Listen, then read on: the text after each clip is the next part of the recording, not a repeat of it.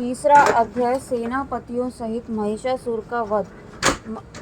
महर्षि मेधा ने कहा, महिषासुर की सेना नष्ट होते देखकर उस सेना का सेनापति चिक्षुर क्रोध में भरकर देवी के साथ युद्ध करने के लिए आगे बढ़ा।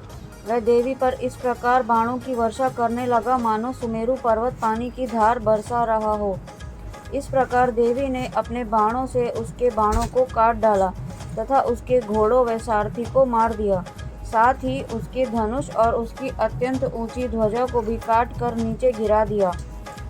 उसका धनुष कट जाने के पश्चात उसके शरीर के अंगों को भी अपने बाणों से बीन दिया। धनुष, घोड़ों और सारथी को नष्ट हो जाने पर वह असुर ढाल और तलवार लेकर देवी की तरफ आया। उसने अपनी तीक्ष्ण धार वाली तलवार से देवी के सिंह के मस्तक पर प्रहार किया और बड़े वेग से देवी की बाएं भुजा पर वार किया, किंतु देवी की बाएं भुजा को छूते ही उस दैत्य की तलवार छूटकर दो टुकड़े हो गए। इससे दैत्य ने क्रोध में भरकर शूल हाथ में लिया और उसे भद्रकाली देवी की ओर फेंका। देवी की ओर आता हुआ वह शूल आकाश से गिरते हुए सूर्य के समान प्रज्वलित हो उठा। उस शूल को अपनी ओर आते हुए देखकर देवी ने भी शूल छोड़ा और महाअसुर के शूल के 100 टुकड़े कर दिए और साथ ही महाअसुर के प्राण भी हर लिए। चिक्षुर के मरने पर देवताओं को दुख देने वाला चामर नामक दैत्य हाथी पर सवार होकर देवी से लड़ने के लिए आया और उसने आने के साथ ही शक्ति से प्रहार किया, किंतु देवी ने अपनी हुंकार से उसे तोड़कर पृथ्वी पर डाल दिया। शक्ति को टूटा हुआ देखकर दैत्य ने क्रोध से लाल होकर शूल को चलाया, किंतु देवी ने उसे भी काट दिया। इतने में देवी का सिंह उछलकर हाथी के मस्तक पर सवार हो गया और दैत्य के साथ बहुत ही तीव्र युद्ध करने लगा। फिर वह दोनों लड़ते हुए हाथी पर से पृथ्वी पर आ गिरे और दोनों बड़े क्रोध से लड़ने लगे। फिर सिंह बड़े जोर से आकाश की ओर उछला और जब पृथ्वी की ओर आया तो अपने पंजे से चामर का सिर धड़ से अलग कर दिया। क्रोध से भरी हुई देवी ने शिला और वृक्ष आदि की चोटों से उदग्र को भी मार दिया। कराल को दांतों, मुक्कों और थप्पड़ों से चूर्ण कर डाला।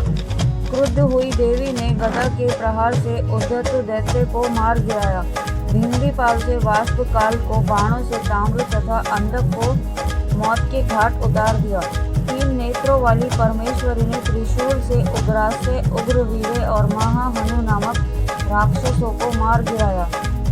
उसने अपनी तलवार से विडाल नामक दैत्य का सिर काट डाला तथा अपने बाणों से दुर्धर और दुर्मुख राक्षसों को यमलोक पहुंचा दिया। इस प्रकार जब महिषासुर ने देखा कि देवी ने मेरी सारी सेना को नष्ट कर दिया, टाटा एआई का संपूर्ण रक्षा सुप्रीम प्लान जो देता है आपके बाद आपकी फैमिली को एक सिक्योर फ्यूचर की गारंटी और आपके पॉलिसी टर्म सर्वाइव करने पर रिटर्न करता है आपको आपके पूरे प्रीमियम अमाउंट से थोड़ा ज्यादा। Visit tataai.com now. कितनों को पूंछ से, कितनों को सींगों से, बहुतों को दौड़ने के वेग से, अनेकों को सिंह नाक से, कितनों को चक्कर देकर और कितनों को श्वास वायु के झोंकों से पृथ्वी पर गिरा दिया।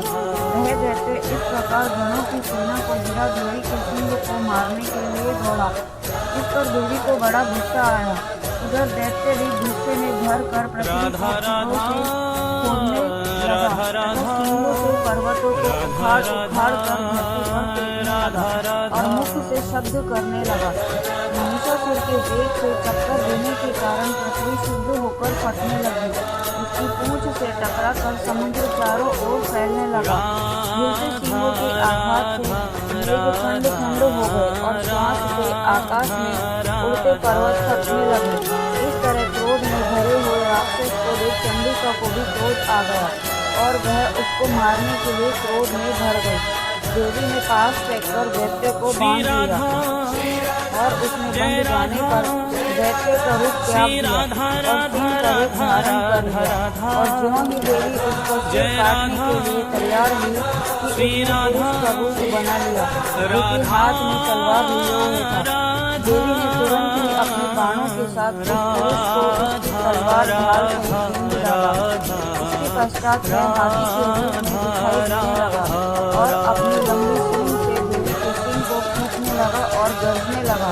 देवी ने अपनी तलवार से उसकी सूंड काट डाली। जब राक्षस ने एक बार फिर भैंसे का रूप धारण कर लिया और पहले की तरह चल अचल धीरे सहित समस्त त्रिलोकी को व्याकुल करने लगा। इसके पश्चात क्रोध में भरी हुई देवी बारंबार उत्तम मधु का पान करने लगी और लाल लाल नृत्य करके हंसने लगी। उधर बलवीरों चमक से क्रुद्ध हुआ जैसे ही गरजने लगा, अपने सिंहों से देवी पर पर्वतों को फूंकने लगा। देवी अपने बाणों से फूंकते हुए पर्वतों को चूर्ण करती हुई बोली, ओ मूर्ख, जब तक मैं मधुपान कर रही हूँ तब तक तू गरज ले। इसके पश्चात मेरे हाथों तेरी मृत्यु हो जाना पर पर्वत भगाने पर देवता गरजेंगे। महर्षि मेधा ने कहा, यों कहकर देवी उछलकर उस दैत्य पर जा चली और उसको अपने पैरों में दबाकर शूल से उसके गले पर आघात किया। देवी के पैर से दबने पर भी दैत्य अपने दूसरे रूप से अपने मुख से बाहर होने लगा। अभी वह आधा ही बाहर निकला था कि देवी ने अपने प्रभाव से उसे रोक दिया। जब वह आधा निकला हुआ दैत्य युद्ध करने लगा तो देवी ने अपनी तलवार से उसका सिर काट दिया। इसके पश्चात सारी राक्षस सेना हाहाकार करती हुई वहां से भाग चली गई और सब देवता अत्यंत प्रसन्न हुए तथा ऋषियों ने करने लगे। गंधर्वराज गान करने लगे तथा अप्सराएं नृत्य करने लगी। बोलो अम्बे मां की।